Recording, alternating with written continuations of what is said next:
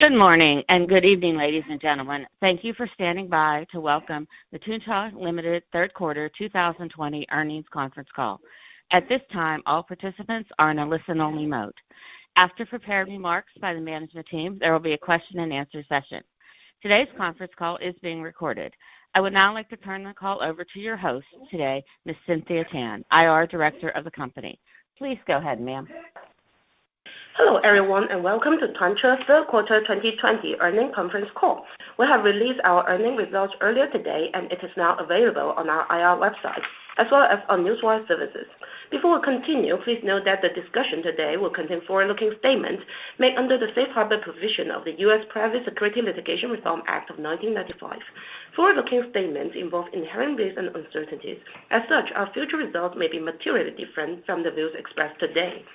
Further information regarding this and other risks and uncertainties is included in our earnings release and our registration statement filed with the SEC. Tuanche does not assume any obligation today to update any forward-looking statements except as required by law. Today, you'll hear from Mr. Wei Wen, the company's Chief Executive Officer, who will provide an overview of our growth strategies and business development, who will be followed by Mr. Yu Rani, the company's Deputy Chief Financial Officer, who will provide additional details on the company's financial results and discuss the financial outlook. Following management's prepared remarks, we'll open up the call to questions. With that said, I would now like to turn the call over to our CEO, Mr. Wei Wen. Please go ahead, sir. Hello, and thank you everyone for joining us today on our third quarter 2020 earnings call. We are very pleased to report third quarter results that demonstrate our momentum in rebuilding revenues and reducing net losses, both in the wake of the severe market conditions brought about by COVID-19 earlier in the year. While our net revenues were 100 million RMB, or 26.2% lower compared with the same quarter last year. We exceeded the top end of our guidance range by 5.3% and improved 82.7% over the second quarter.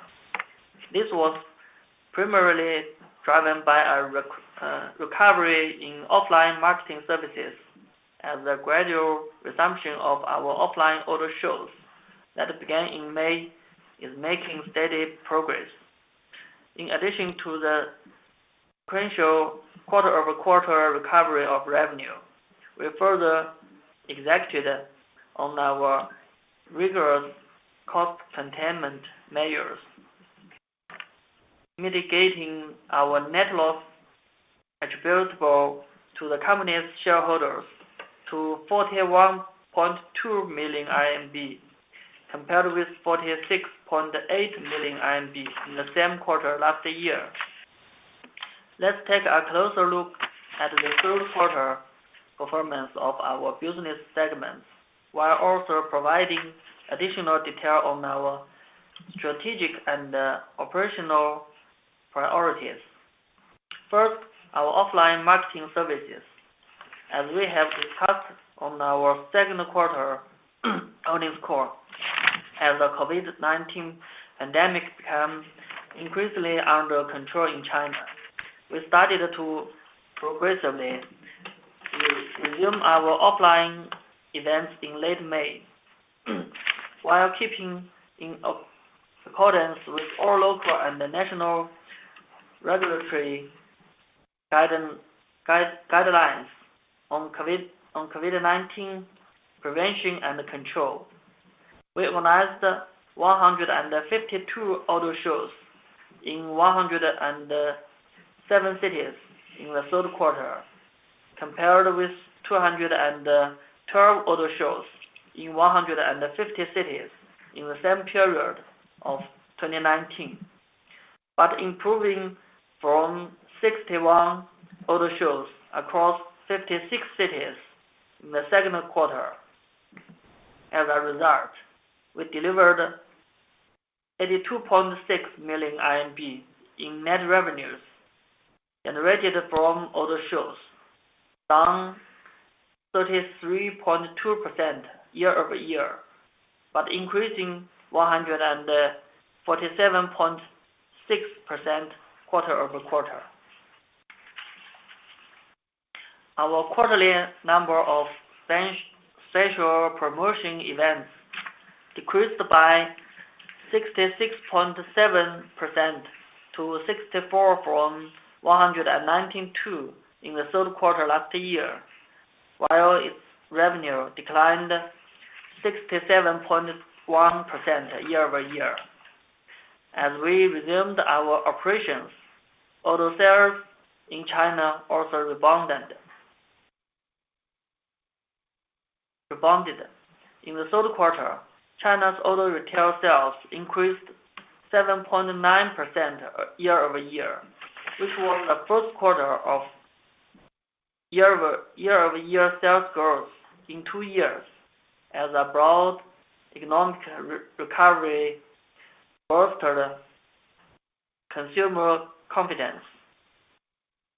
The robust third quarter was followed by continuous strength in October and November, with 8% auto retail sales growth in both months, giving us further confidence in our recovery momentum in the fourth quarter and beyond.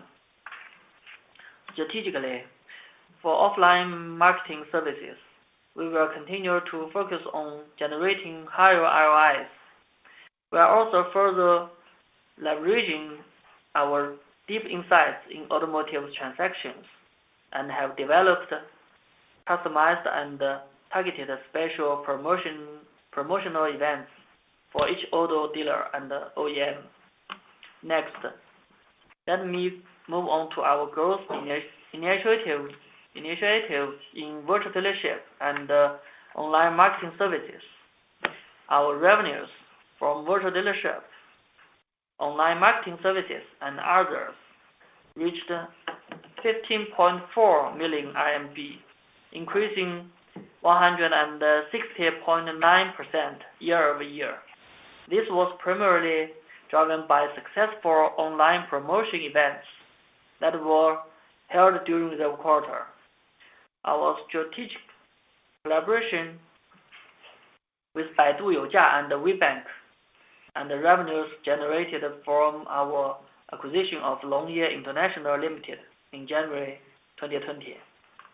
If this is a silver lining to the ravages caused by the pandemic, it has been the phenomenal growth in the digital economy. Our online services, including live streaming events, are benefiting from this trend, and we have seen sustained positive revenue contribution from this segment.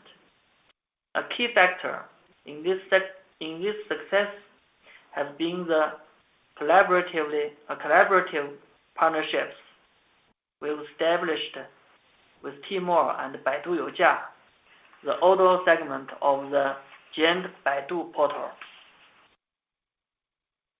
In our cooperation with Baidu Youjia, we have expanded its sales network to over 80 cities across China, where we have sales operations aiming to improve sales efficiency and conversion rates for OEMs and dealers.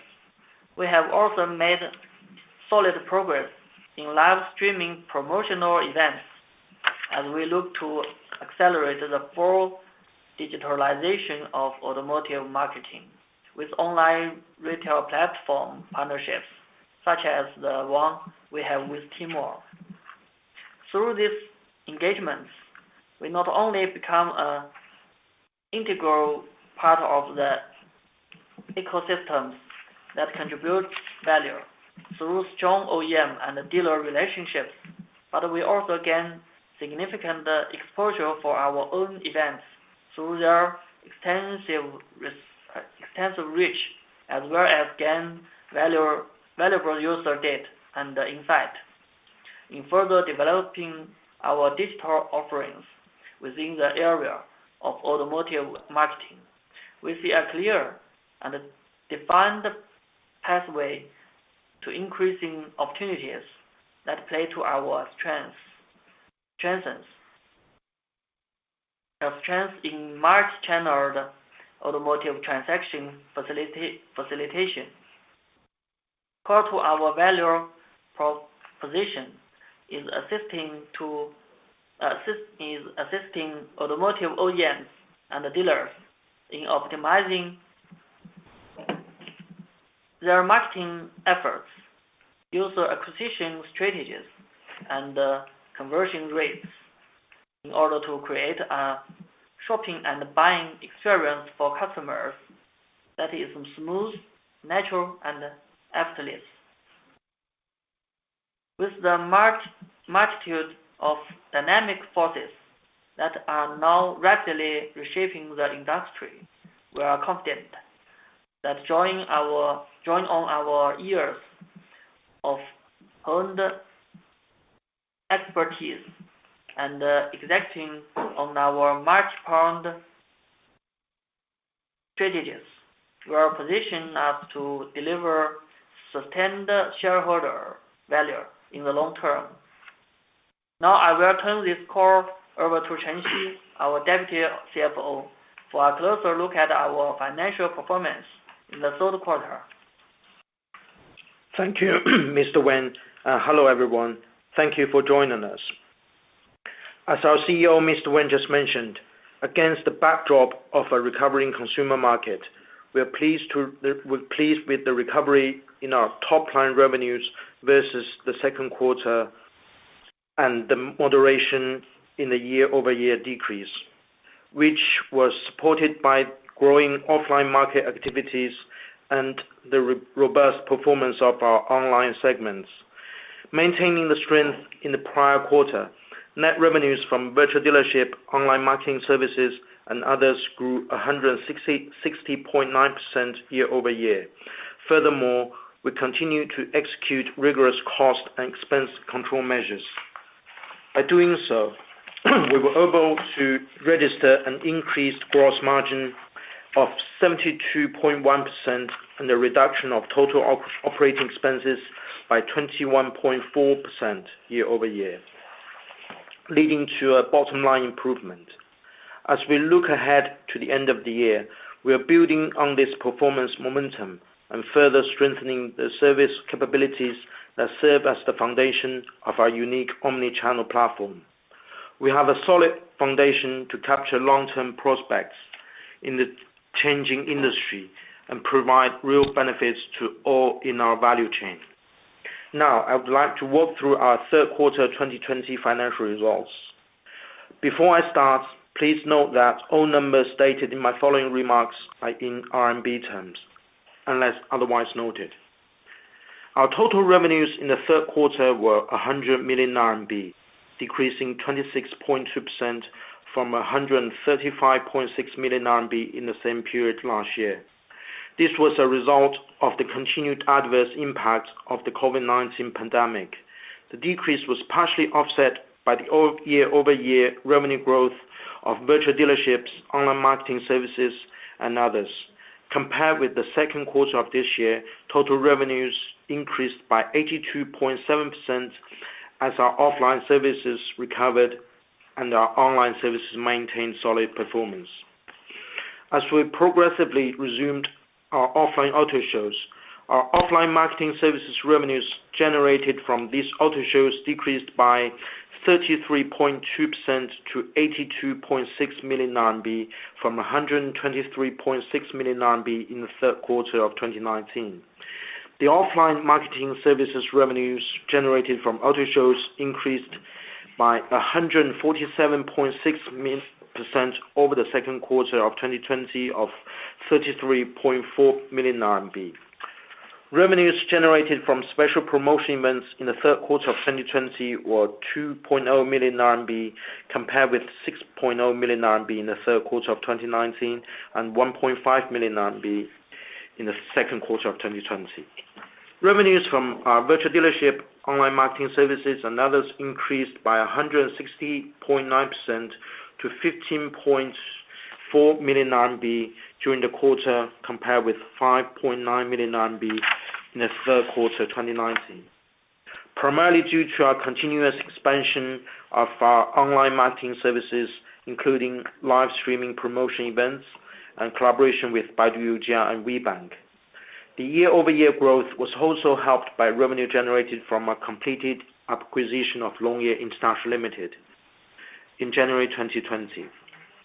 Our gross profit in the third quarter decreased by 22.6% to 72.1 million RMB from 93.2 million RMB in the third quarter of 2019, but increased by 67.5% quarter-over-quarter.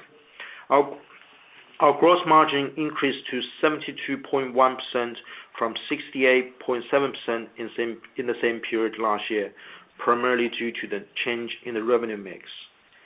In the third quarter, selling and marketing expenses decreased by 15.8% to 91.6 million RMB from 108.8 million RMB in the third quarter of 2019, and increased by 88.6% compared with the second quarter of 2020.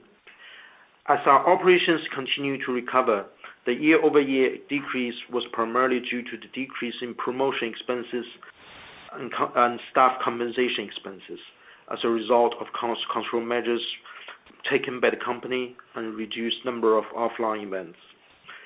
General and administrative expenses were 15.9 million RMB, significantly lower compared with 25.0 million RMB in the third quarter of 2019 and 28 million RMB G&A expenses in the second quarter of 2020, primarily due to the decrease in staff compensation expenses. Research and development expenses decreased by 7.1 million RMB from 12.2 million RMB in the third quarter of 2019 and 8.3 million RMB in the second quarter of 2020, primarily due to the decrease in staff compensation expenses.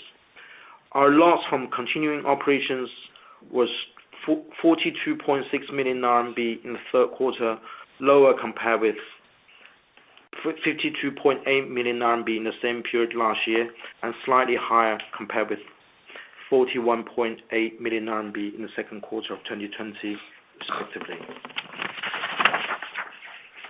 Excluding the effect of share-based compensation expenses, adjusted net loss attributable to the company's shareholders was 38.3 million RMB in the third quarter of 2020, compared with 36.9 million RMB in the same period last year. Adjusted basic and diluted net loss per ordinary share were both 0.13 RMB in the third quarter, compared with 0.13 RMB in the same period last year.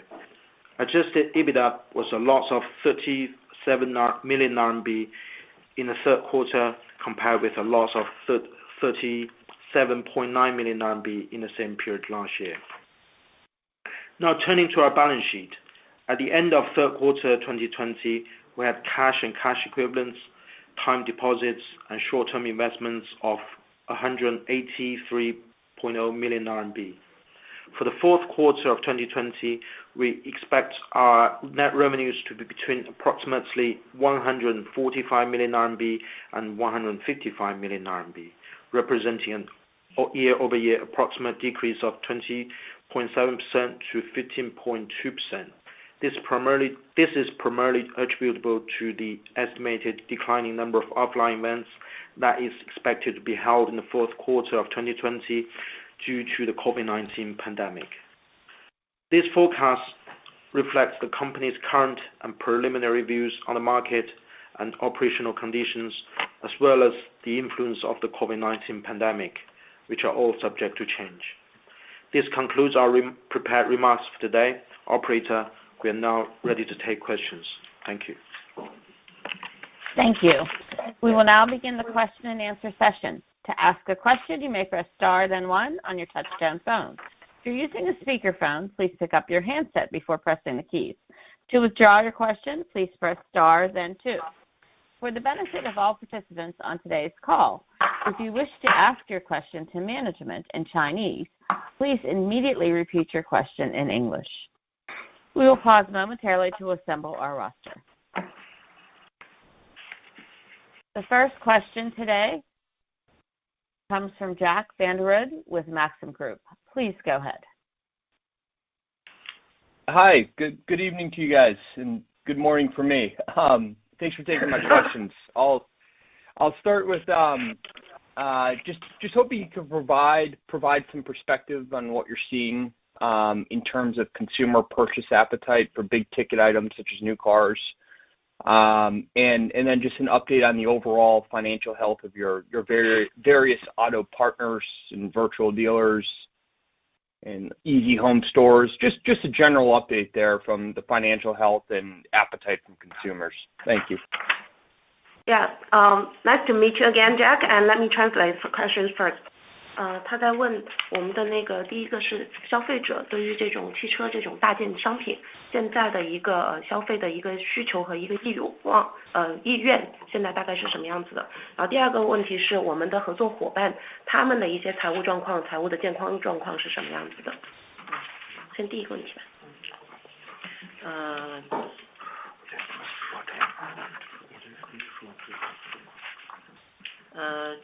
目前的状况呢是从那个下半年开始，汽车已经恢复增长，2年来已经重新开始恢复增长，因此呢，我们也可以从这个数据看出，消费者的那个消费的信心是在那个回升的。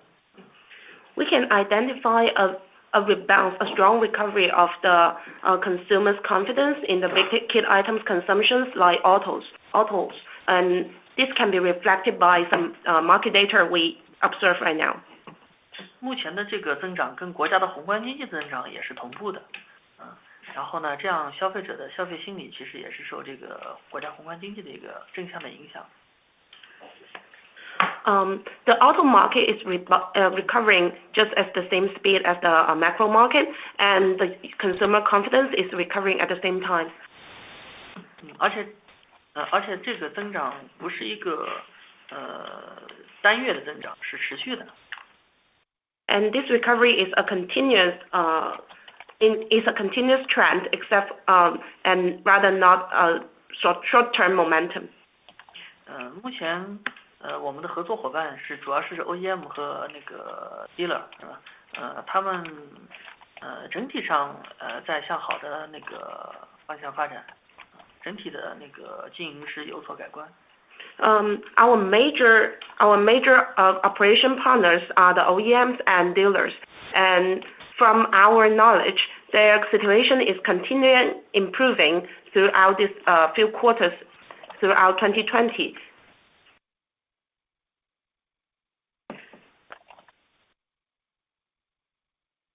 Great, thank you, Cynthia, for translating that for me. I appreciate that. That's good to hear, and that certainly does seem to be the case. And then maybe my next question here is just sticking with kind of the COVID recovery subject on the economy. With at least in the U.S. and Europe, 2 recent vaccines have been approved for COVID. Just wondering what the impact is from vaccines in China, and how, just kind of where the economy is as a whole with the COVID vaccines rolling out, and how that's like, are businesses closed down anymore, or is everything pretty much completely opened up again? Okay, let me translate first. 他在问那个，由于现在美国和欧洲这个疫情还比较严重嘛，那他在问中国的这个宏观经济和中国的这整个市场情况恢复的怎么样了？然后是不是这些商场啊什么的都已经基本重新开门了？没有，然后他还问说那个就是现在不是有疫苗了嘛 ，vaccine， 就说这个他有这个 vaccine 在市场上，他这个对于咱们这个 business 到底对于咱们这个业务到底有什么正向的或者什么的影响？咱们的这些就比如咱们这些伙伴啊，是不是都开门了？这些，我觉得谨慎点说吧，这个。就 vaccine， 我觉得在中国咱们就不提了吧，这个中国也没有打算大规模打。首先的话，这个是有疫苗呢，只是提升信心，但是真正的离能够普及还比较远。The vaccines is just invented and it's still a long run for everybody to get a vaccine in the future, just as the same in US and Europe. 所以大家在中国，大家还是比较小心的，都是在安全防护方面。The Chinese people are still very cautious in public areas, and most of them still keep their mask on. 对，然后当然线下的这些经济包括这些餐饮啊，这些消费都还是非常的强劲的。But the offline consumption has been strongly recovered, and as we can see in most of the malls in Beijing. 但是确实无论受到境外的输入性的这种病例，还是因为冬季的来临，这个疫情的局部的情况还是会偶然会有发生。But the pandemic is hitting a few cities in China too, because due to the cause from the outbreak in US and Europe. So we are still expecting that may still in fact impact our auto shows in some certain cities. Okay, thank you. That's helpful. So it sounds, I mean, obviously as expected, the vaccine and everything, these are longer term initiatives still, but at least the ball's been starting to roll here. So that's a good positive sign that the trend is positive at least. So happy to hear that. Next question. Since there's only about 2 weeks remaining in the fourth quarter, and are there any preliminary data points maybe you can share in terms of how auto sales, your Tuanche facilitated auto sales, have trended on a weekly basis over the fourth quarter? Like, would you expect the auto shows from offline events to increase in Q4 from this third quarter? Let me translate the question first. 他是在问就是四季度的汽车市场现在的一个情况，我觉得我们可以直接用这个数据，就是10月和11月的数据。然后，但他同时也问了我们 auto show 的一个情况，这个我们可以先 discuss。就是说，我觉得 auto show 可以说咱们增长就肯定会比 Q3。首先这三季度的话，能看到是汽车的这乘用车的零售销量同比增长了7.8%。然后呢，在四季度至少到10月和11月还是强劲增长，分别是9.3%和11.6%。所以呢，大概率的四季度的以及整个2021年的销量，我们对全国的这个销量还是比较有信心的。In the third quarter, auto passenger car sales in China continue to recover. Trend started in May, increased by 7.8% year-over-year, and this is driven by effective control of COVID-19 pandemic domestically and various government policies to promote auto sales, as well as broad economy recovery that bolster consumer confidence.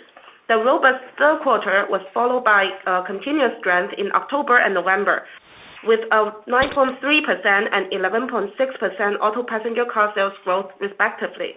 So that gives us further confidence in the sales outlook in the fourth quarter and 2021. 我们目前为止，大部分城市的这个欧洲秀和这个特卖的活动都已经恢复了正常。但是呢，确实因为还有一些局部的疫情的存在，所以呢，我们在这个恢复的速度方面呢，还是有一定的不确定性的。Our offline business has also gradually and slowly recovered starting in the end of May. And now our offline auto shows and special promotion events are now mostly back to normal in most cities we operate. But there are still lingering uncertainties in terms of the pace of recovery, and the recent COVID-19 cases reported in Xinjiang, Dalian, and Sichuan in the third quarter and fourth quarter, as well as potential threat of a second wave of COVID-19 in the fourth quarter globally, continue to give us uncertainty affecting the company's operation and financial results. So as far as we are concerned, we are still uncertain on the number of auto shows we can hold right now. Okay, Hi, Jess. thank you. That's helpful.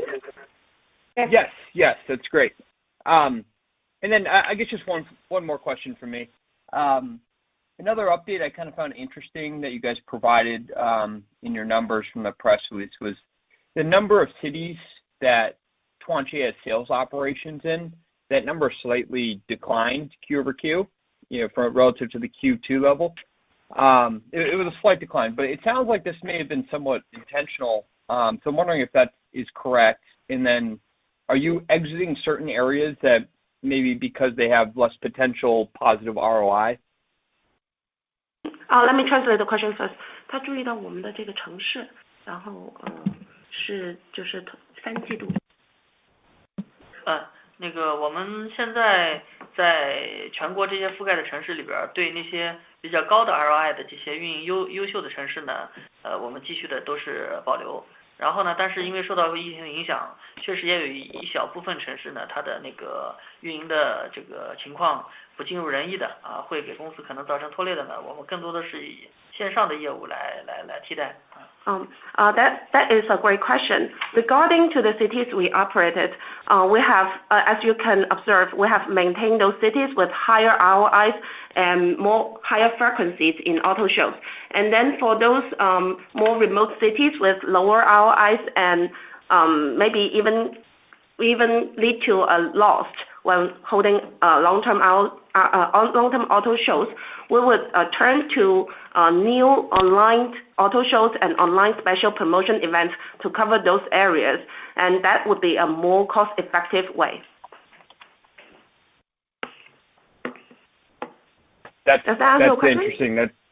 Yes, it does. That sounds like a good move. So I'm happy to hear that as well. Sounds like a strategic repositioning a bit. So yeah, guys, your revenue this quarter, congrats on that. You exceeded your guidance, exceeded my estimates. So it's good to hear things are turning around, and I wish you the best. Thank you. Thank you very much, Jack. Operator, is there any further? I'm sorry, there are no further questions. I'd like to turn the call back over to management for closing remarks. Okay, thank you once again for joining us today. If you have further questions, please feel free to contact Tuanche Investor Relations through the contact information provided on our website or the PS Group Investor Relations. Thank you. This concludes the earnings conference call. You may now disconnect your line. Thank you for attending.